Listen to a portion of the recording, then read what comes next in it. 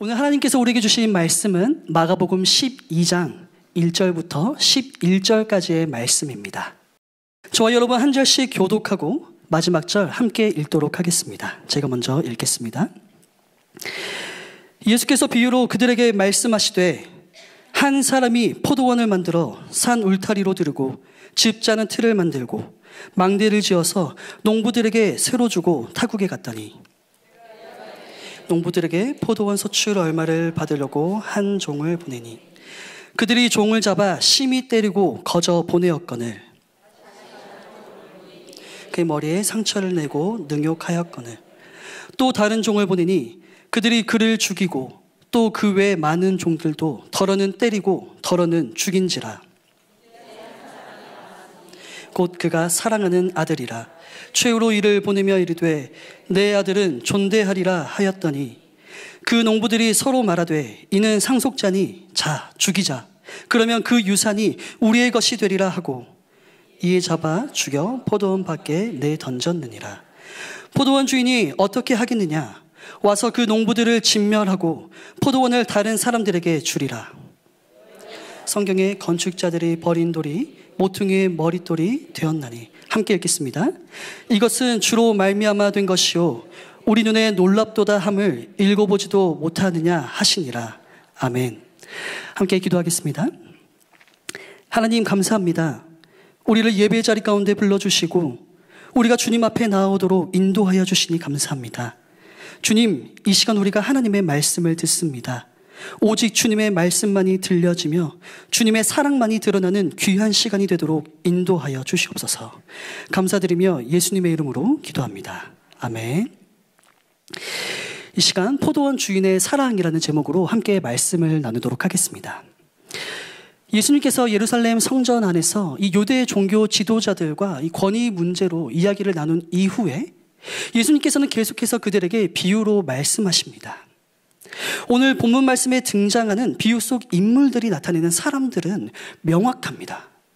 포도원의 주인은 하나님을 나타내며 이 포도원은 이스라엘 백성들을 의미합니다. 그리고 농부는 종교 지도자들이며 종들은 선지자입니다. 그리고 마지막으로 이 포도원 주인의 사랑하는 아들은 예수 그리스도를 나타냅니다. 등장인물이 누구를 지칭하는지를 우리가 함께 생각해 보며 오늘 말씀을 살펴보면 좋겠습니다. 먼저 1절과 2절 함께 읽도록 하겠습니다. 예수께서 비유로 그들에게 말씀하시되 한 사람이 포도원을 만들어 산 울타리로 두르고 집 짜는 틀을 만들고 망대를 지어서 농부들에게 새로 주고 타국에 갔더니 때가 이름에 농부들에게 포도원 소출 얼마를 받으려고 한 종을 보내니. 비유 속 한 사람은 완벽한 포도원을 만들고 농부들에게 세를 내주고 타국으로 떠났습니다. 이 비유 속의 한 사람은 포도원을 농부들에게 세를 내주었습니다. 그런데 이 포도원의 주인이 세를 주기 전에 이 메마른 땅을 농부들에게 주고 너희가 모든 것을 준비하여 가꾸고 이 포도원을 경작하여라. 이 소산을 너희가 알아서 해라 라고 말한 것이 아니라 포도원에 필요한 모든 것들을 준비해 주었습니다. 산 울타리를 치고 집자는 틀을 만들고 망대를 세움으로 이 포도를 소출하게 완벽한 농장의 모습을 만든 이후 농부들에게 세를 주고 타국으로 떠났습니다. 이 비유에 나오는 한 사람은 로마인을 말하는 것인지 혹은 이스라엘 사람을 드러내는 것인지 우리는 알 수 없습니다.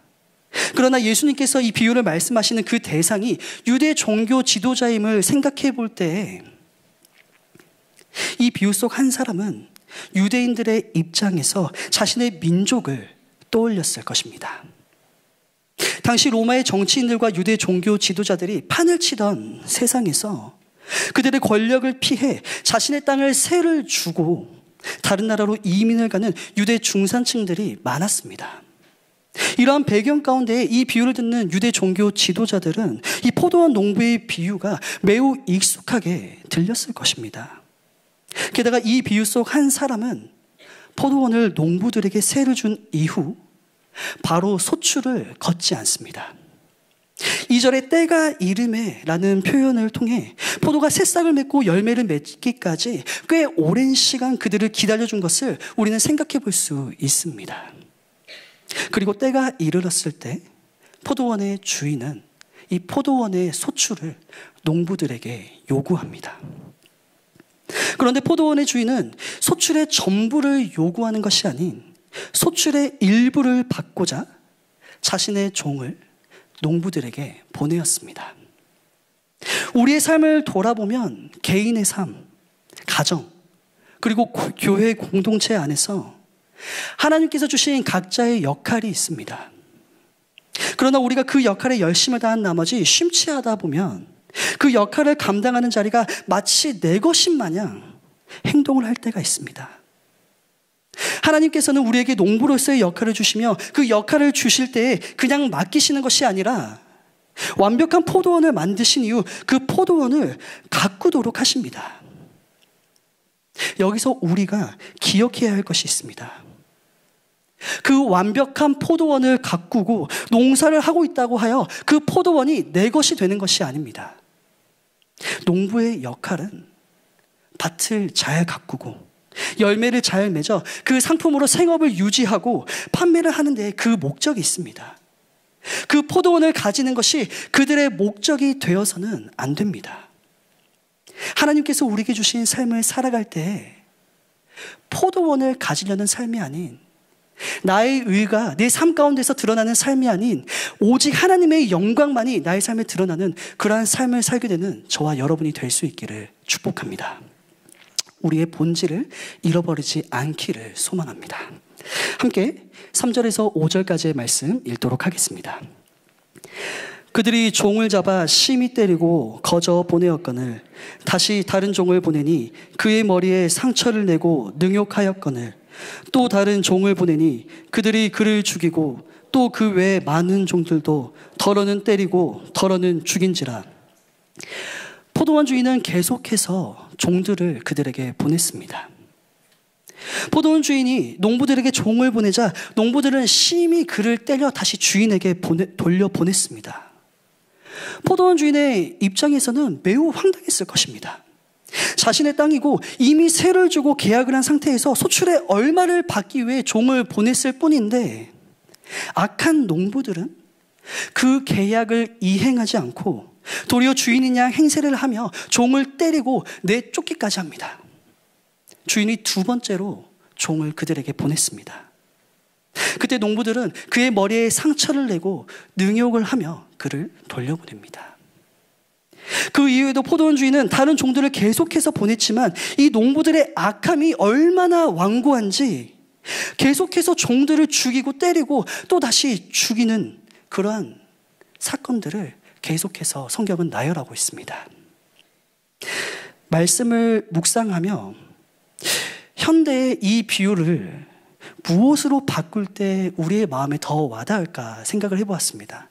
이 포도원은 당시에 2000년 전에 이 사람들의 생업이었기 때문에 그 사람들은 이해를 잘 하였겠지만 우리 시대의 이 포도원의 비유를 무엇으로 바꿀 수 있을까 곰곰이 고민을 해보았는데 이 비유를 지금 현대판으로 바꾼다면 포도원보다는 선한 집주인과 악한 세입자가 적당할 것 같습니다.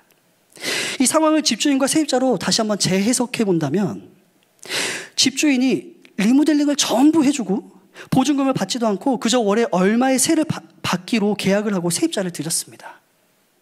그리고 일정 시간이 지나 집주인이 세를 받기 위해 계속해서 자신의 사람을 그들에게 보내는데 세를 들어 사는 세입자가 월세를 내지 않고 그 사람들을 때리고 능욕하고 심지어 살인까지 하는 상황입니다. 얼마나 악하고 무지한 세입자입니까? 제가 이 집의 주인이었다면 가만히 넘어가지 않았을 것입니다. 당장에 그 사람들을 내쫓고 경찰을 부르고 법적 제재를 하고 그 사람들을 혼내줄 수 있는 사람들을 고용하여 그들을 혼내주었을 것입니다. 그런데 이 포도원의 주인의 태도는 이상합니다. 악한 농부들을 향하여 계속해서 종을 보냅니다. 하나님께서는 그들을 내쫓고 바로 포도원을 취할 수 있음에도 그렇게 하지 않으셨습니다. 하나님께서는 아집으로 뭉쳐 자신의 권력을 쥐고 있는 그 농부들을 향하여 그의 사랑으로 계속해서 참으시고 종들을 보내 농부들을 설득하고 그 포도원의 주인이 누구인지 알려주고자 하셨습니다. 하나님은 오래 참으시는 하나님, 우리에게 계속해서 찾아오시는 하나님이십니다. 우리에게 찾아오시고 말씀하신 하나님 앞에 그의 음성을 듣고 순종함으로 살아갈 수 있는 저와 여러분이 될 수 있기를 축복합니다. 함께 6절에서 8절 말씀 읽도록 하겠습니다. 이제 한 사람이 남았으니 곧 그가 사랑하는 아들이라 최후로 이를 보내며 이르되 내 아들은 존대하리라 하였더니 그 농부들이 서로 말하되 이는 상속자니 자 죽이자 그러면 그 유산이 우리의 것이 되리라 하고 이에 잡아 죽여. 아멘. 포도원 주인은 자신의 사랑하는 아들을 그들에게 보냈습니다. 포도원 주인은 악한 농부들에게 마지막으로 자신의 사랑하는 아들을 보내며 이렇게 말합니다. 그들이 내 아들은 존중해 주겠지. 악한 농부들이 포도원 주인의 종들을 죽였는데 가장 사랑하는 아들을 그들에게 보내는 것은 있을 수가 없는 일입니다. 종과 아들은 같은 사람이지만 사랑하는 그 가치는 엄연히 다른 존재입니다. 만약 우리가 집을 세를 주고 세입자를 들였는데 그 세입자가 계속해서 내가 보낸 사람들을 해쳤을 때 내가 사랑하는 나의 자녀를 그들에게 보내는 사람은 단 한 명도 없을 것입니다. 그런데 포도원의 주인은 그가 가장 사랑하는 아들을 이 농부들에게 보냅니다. 우리는 여기서 두 가지를 발견할 수 있습니다. 첫 번째는 악한 농부의 모습을 통하여 우리의 모습을 보게 됩니다. 이 세상을 살아가며 우리는 주님께서 허락하여 주신 이 삶과 이 시간이 마치 내 것인 것처럼 살아갑니다. 삶의 중심에 하나님이 계시는 것이 아닌 내 중심적, 자기 중심적인 삶을 살아가며 하나님을 믿는 그 시간이 조금이라도 나에게 방해가 된다면, 나에게 유익하지 않다면 마치 내가 하나님을 버릴 수 있는 것처럼 하나님을 떠나고 하나님으로부터 멀어지는 모습을 보게 됩니다. 물론 말씀 속 배경 가운데 농부들은 당시 유대 지도자들을 나타냅니다. 하지만 하나님께서는 현재 이 말씀을 듣고 있는 우리들에게도 악한 농부의 삶을 살아가고 있지는 않은지 모르십니다. 두 번째로, 이 단락에서 우리가 발견할 수 있는 것은 하나님의 크신 사랑입니다. 농부들은 계속해서 종들을 해하였지만 하나님께서는 끊임없이 지속적으로 종들을 보내셨습니다. 더 나아가서 그들의 태도가 일관적으로 악할 때에 그들이 변치 않음에도 하나님께서는 마지막으로 그의 사랑하는 아들을 그들에게 보내셨습니다. 함께 로마서 5장 8절의 말씀을 읽겠습니다. 우리가 아직 죄인 되었을 때에 그리스도께서 우리를 위하여 죽으심으로 하나님께서 우리에 대한 자기의 사랑을 확증하셨느니라. 아멘. 유대 종교 지도자들은 그 누구보다 하나님의 말씀을 잘 알고 있는 사람들이었습니다. 그들이 전통과 권력에 얽매여 있지 않고 온전히 하나님의 말씀을 받아들이고 이해했다면 그들은 악한 농부의 모습이 아닌 니고데모와 같이 예수님의 가르침이 무엇인지 물었어야 할 것입니다. 혹은 세례 요한과 같이 자신의 역할이 무엇이고 어디까지 감당해야 하는지를 깨달아서 예수 그리스도께서 오셨을 때 그에게 자리를 내어주어야 했을 것입니다. 하지만 그들은 하나님께서 맡겨주신 역할이 무엇인지는 잊어버리고 자신의 권위와 그 힘을 위협하는 예수 그리스도를 어떻게 죽일지 모의합니다. 우리가 아직 죄인된 모습 가운데 있을 때에도 하나님께서는 그의 아들을 우리에게 보내심으로 자신의 사랑을 보여주셨습니다. 예수님께서는 이 포도원 비유를 유대 종교 지도자들에게 말씀하실 때 자신의 죽음을 이미 알고 계셨습니다. 예수님 자신도 포도원 주인의 종들과 같이 핍박과 고난을 받고 그리고 포도원 주인의 사랑하는 아들이 죽임을 당했듯이 본인이 죽을 것을 이미 알고 계셨습니다. 예수님께서는 자신이 이미 죽을 것을 알고 계셨음에도 그 죽음이 누구를 위한 희생인지 아시기에 사랑으로 묵묵히 십자가의 길을 걸으셨습니다. 함께 요한복음 3장 16절의 말씀, 다 아는 말씀이죠. 함께 읽도록 하겠습니다.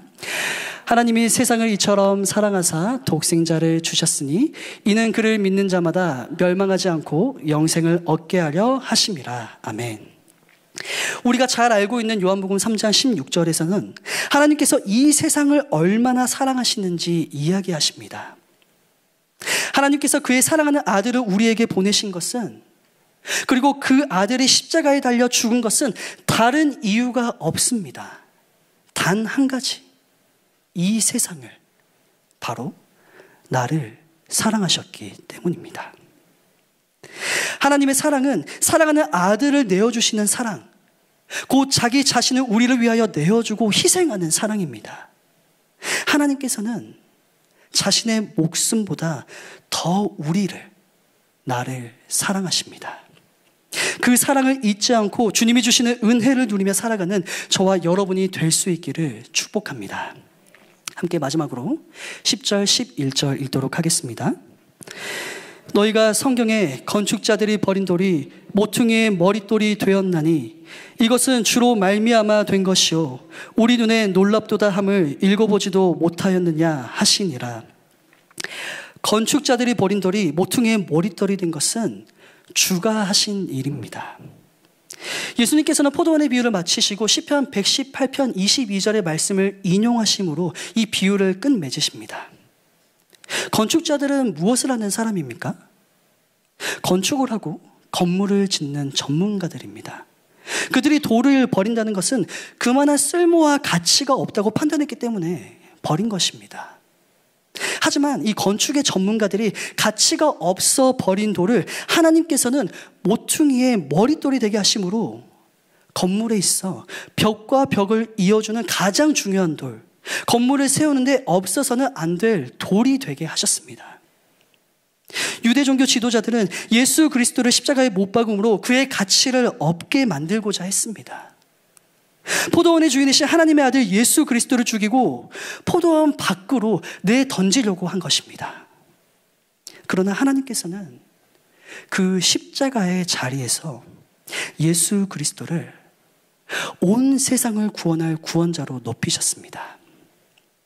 십자가에서 예수 그리스도가 죽으심으로 하나님의 사랑은 끝이 난 것처럼 보였을지라도 예수 그리스도의 십자가에서의 죽음은 우리를 향한 하나님의 사랑이 끝나는 것이 아니라 하나님의 사랑의 완성이었습니다. 말씀을 정리하겠습니다.